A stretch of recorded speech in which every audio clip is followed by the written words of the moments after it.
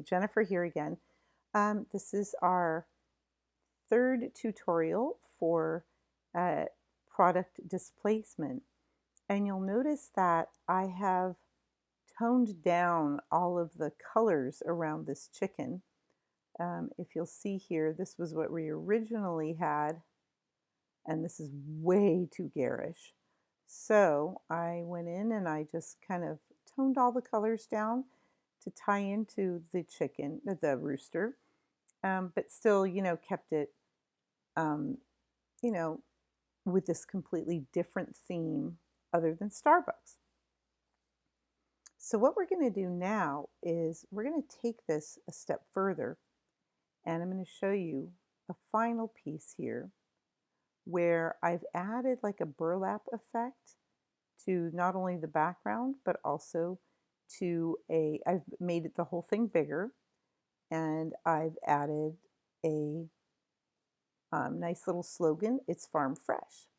And I've pasted into the slogan, the text, I've pasted in a burlap texture. And then we also have this burlap texture behind. Now, if you'll notice with this, we have some choices. We can either have it with the texture behind, which is in overlay mode. The blend mode is not normal. Okay, it's overlay to give it some real nice depth and darkness. Or I could just simply hide this layer, and then we have this really nice kind of, slate kind of look here, which is pretty too. It's just a matter of what's your personal taste. Okay, so how did I get to this point? Let's go back to this step. And the first thing we're going to do, by the way, I'm seeing that I could probably add a little bit more space above the logo because this is a little too close to the edge. I'll tell you that right now. Everything should probably come down. But let's go right here and take a look at where I started and how this all came to be. So the first thing I want to do is go ahead and go to Image, Canvas Size. And what I'm going to do is I'm going to take this little dot and I'm going to put it on the top. So that means if I make this bigger, the size is going to go down to the bottom. And you'll see what I mean in a moment. So I'm going to just make it a square. So the height, instead of being smaller than the width, I'm going to just make it 3840. And now I'm going to go ahead and make the canvas extension color other, and I've chosen this color right here. So I could click in here and just choose this color. Go ahead and click on OK, and now you'll notice that I have a bigger square piece. And if I go down to the bottom, you'll notice that the background now has that dark color. But really what I want to do is actually fill in the background completely with that color. So I'm going to make sure that the color picker has that color in it. I believe it does. Yes, it does. And I'm going to go Option Delete, and you'll notice now that the whole background is that color, but I still have this here. So I'm going to just turn that off. And now we're really dealing with this color. And I could, if I wanted to, I could just throw away all three of these. Okay.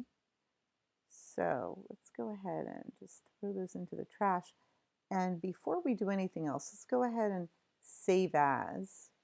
And we're going to make this version 4.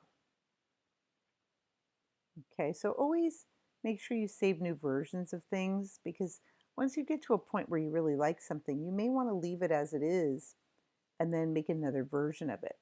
Okay, and we can actually get rid of a lot of this stuff, but let's continue with what we were doing.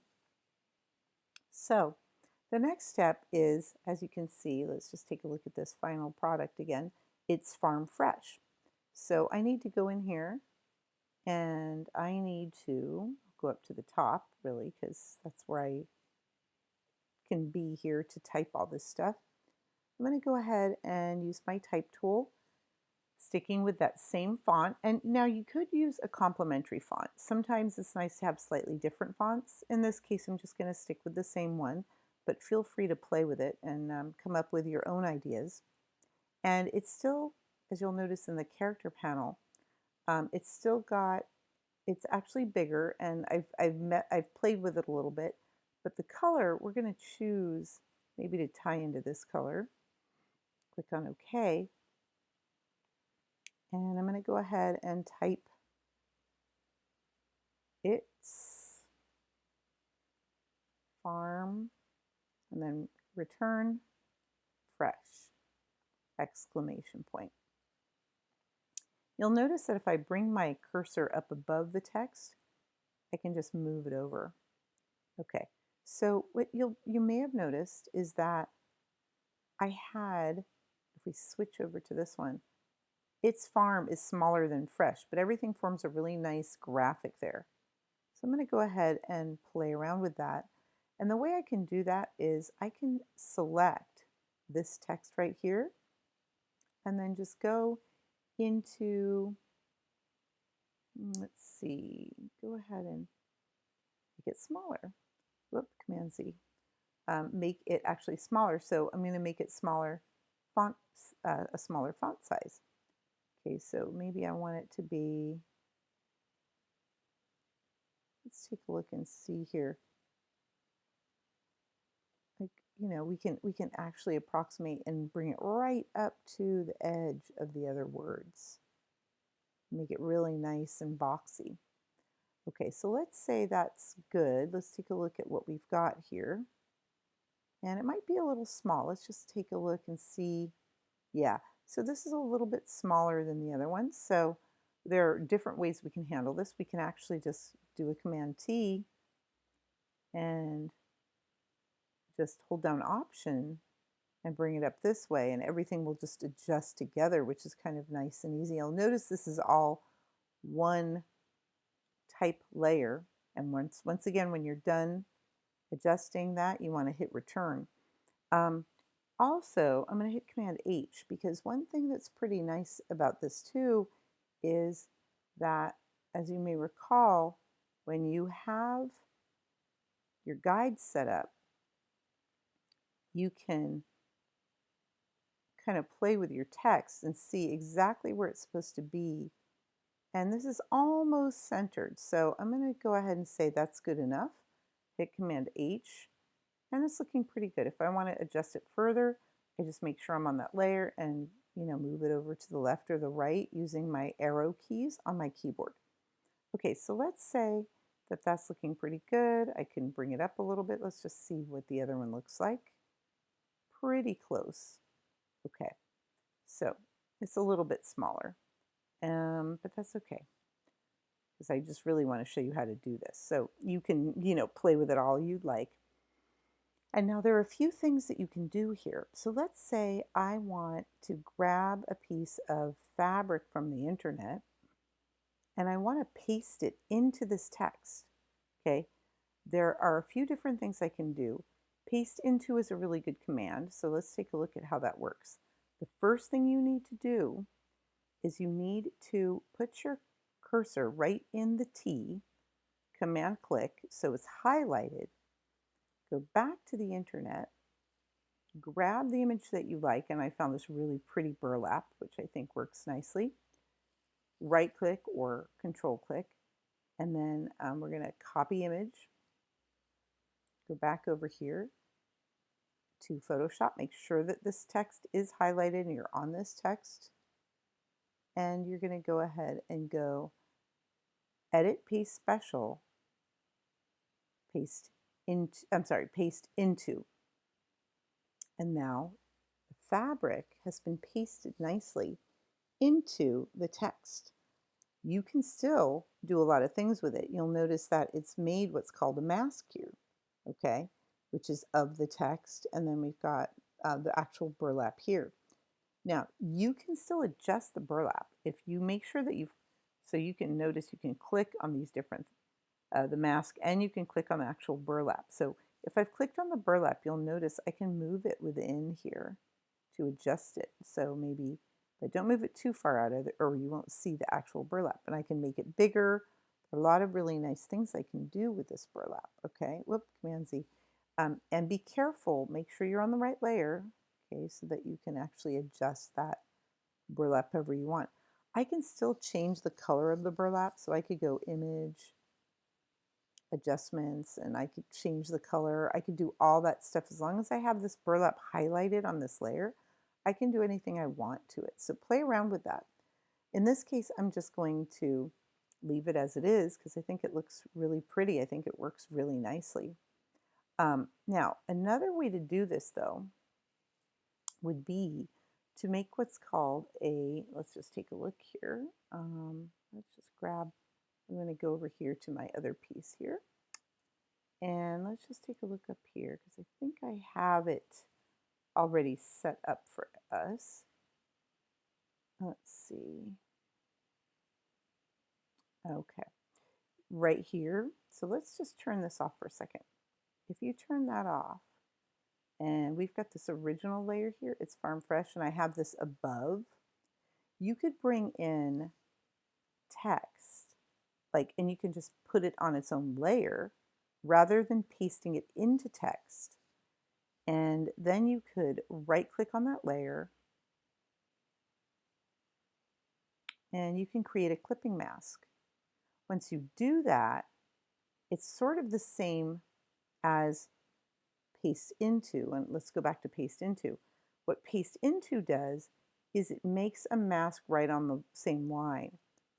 If I turn this off, the original text actually doesn't even need to be there anymore because it becomes a mask through which you only see the burlap. Okay, so the black is the part that's opaque and the white is the part that we're seeing through.